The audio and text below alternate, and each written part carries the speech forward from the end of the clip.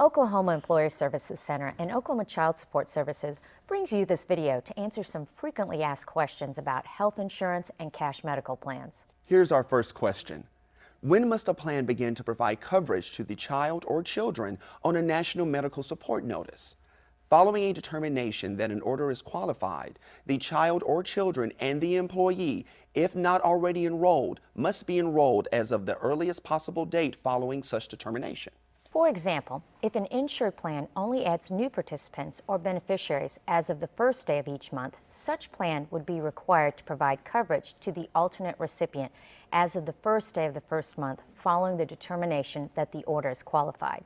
State laws require that when a child is enrolled in a plan pursuant to a court or administrative order, that enrollment be made without regard to open season restriction. Here's our next question.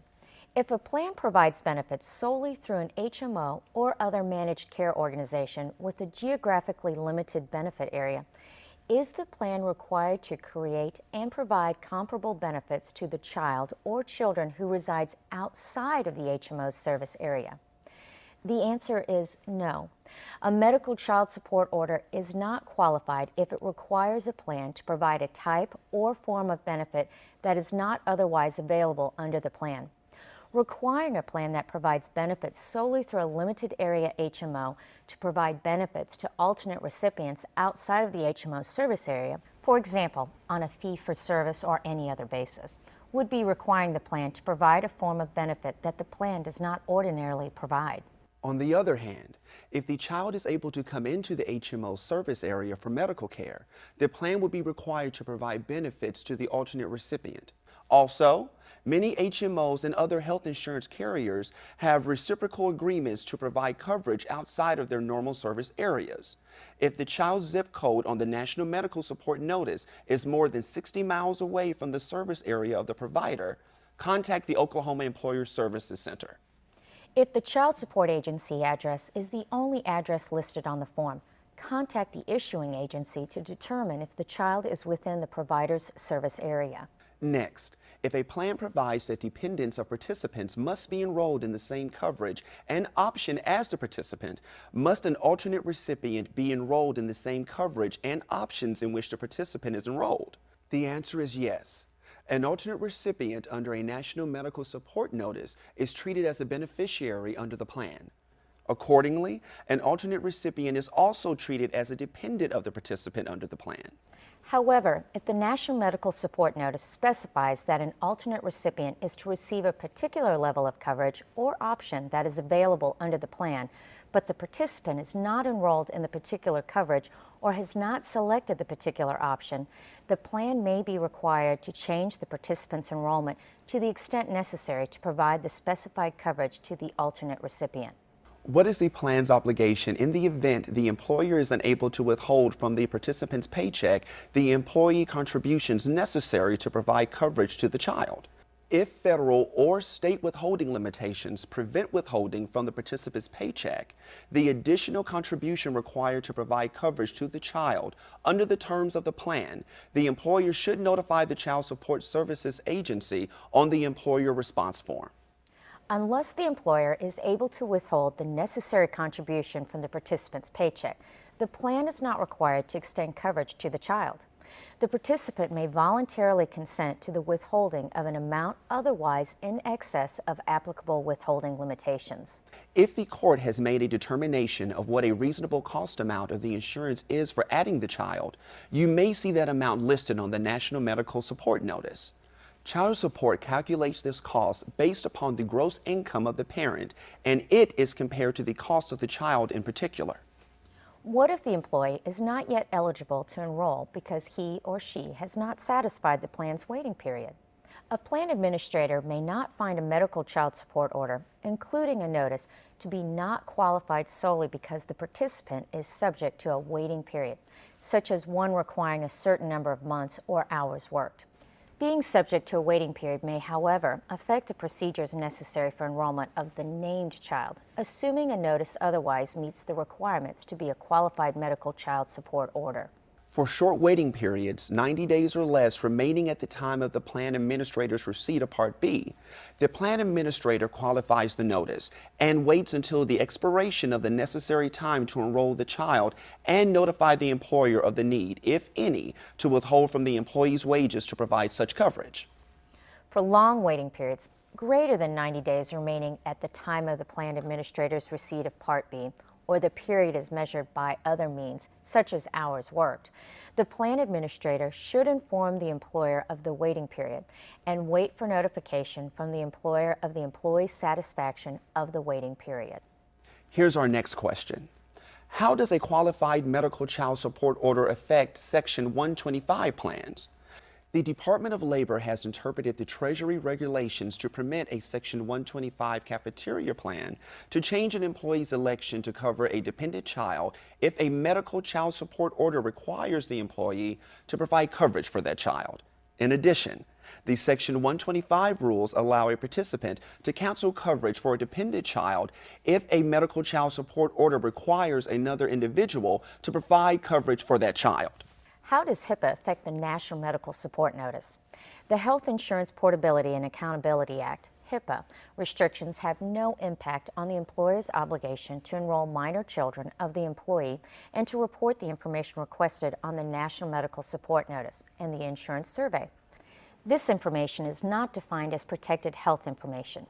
Even if this information were to be construed as protected health information, a covered entity may disclose protected health information to the extent that disclosure is required by law or to an agency performing a government regulatory program.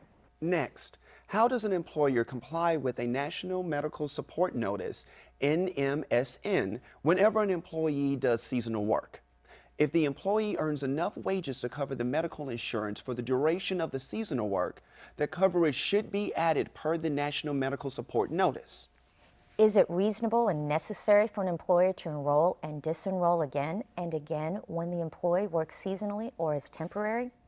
If an employee's employment status, sporadic work hours, etc., causes them not to continuously earn enough wages for the medical coverage to be consistent, employers are not required to enroll and disenroll the employee or his or her obligated children. Employers must notify OKESC, OCSS, that the situation would exceed the federal withholding limits. What are the options for an employee when he or she is in the hiring bracket? Once OKESC, OCSS is notified of the situation, the information is turned over to the local child support office. The office may choose to modify the order or have the employee obtain adequate private coverage. Oklahoma law allows court orders to contain a provision for cash medical support. Cash medical support requires the employee to pay cash amount in lieu of providing health insurance. Now let's answer this question. What options does the employee have if he or she has to take out insurance, but the company insurance is too costly? Once OKESC, OCSS, is notified of the situation, the information is turned over to the local child support office. The office may choose to modify the order or have the employee obtain adequate private coverage. Oklahoma law allows court orders to contain a provision for cash medical support. Cash medical support requires the employee to pay a cash amount in lieu of providing health insurance. Next, what should I do if an employee tells me they have private medical coverage? Employers are required to honor the NMSN regardless of whether or not the employee states he or she has private coverage. The employee should be directed to contact OCSS Care Call Center at 405-522-2273 in the Oklahoma City area or 1-800-522-2922 statewide. If OCSS determines the private coverage is adequate, they will send a termination of the NMSN to the employer to discontinue the medical coverage. Here's our next question. My employee says that the cost of the insurance is not supposed to be more than 5% of his or her income. Am I supposed to calculate this amount?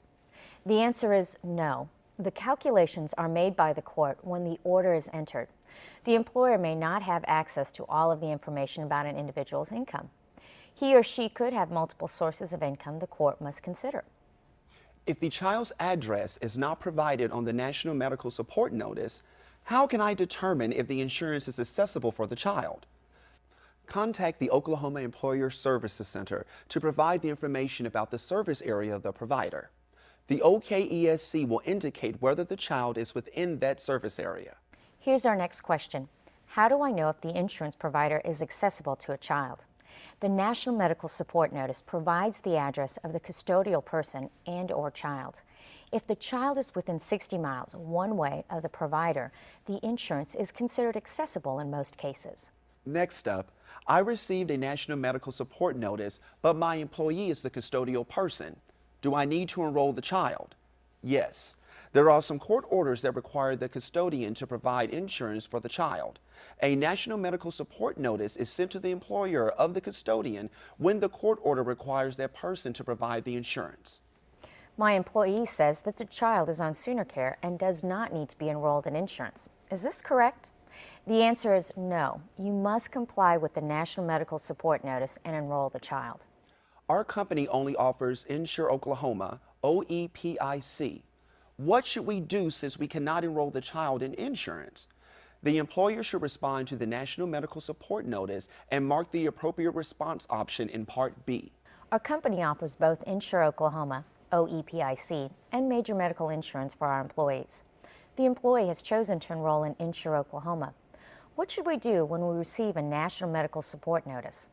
The employee must enroll the child in the major medical insurance. Here's our next question. Now that the child has been enrolled in insurance, when do I stop withholding the cash medical support from my employee's paycheck? OCSS will send an amended income withholding order to let you know the appropriate amount to withhold. Since the termination of cash medical support must be confirmed by a court, the cash medical support cannot be stopped automatically. Be sure to notify OCSS and the insurance recipient that enrollment has occurred. The longer you wait, the more your employee will pay in cash medical support. My employee is now eligible for insurance but wants to continue paying cash medical support instead. Can we do that? The answer is no, you cannot. If the court order specifies the employee must enroll the child when insurance is available, he or she cannot choose to not enroll the child. I received an income withholding order with cash medical support, and the child is already enrolled in insurance. What should I do? It is possible for the court order to have both a cash medical support amount and a child to be enrolled in insurance. This cash medical support could actually be for a fixed recurring payment for items such as orthodontia or asthma treatments. Contact the Oklahoma Employer Service Center if you have any questions about the amounts.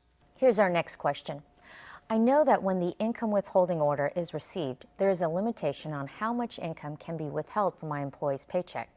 Does this also apply to the cost of the insurance and the cash medical support? Yes, when determining whether the cost of the insurance and the income withholding are reasonable, the Consumer Credit Protection Act limits do apply. These limits are: 1. If the employee supports more than one family and is less than 12 weeks in arrears, no more than 50% of the employee's disposable income can be withheld. 2.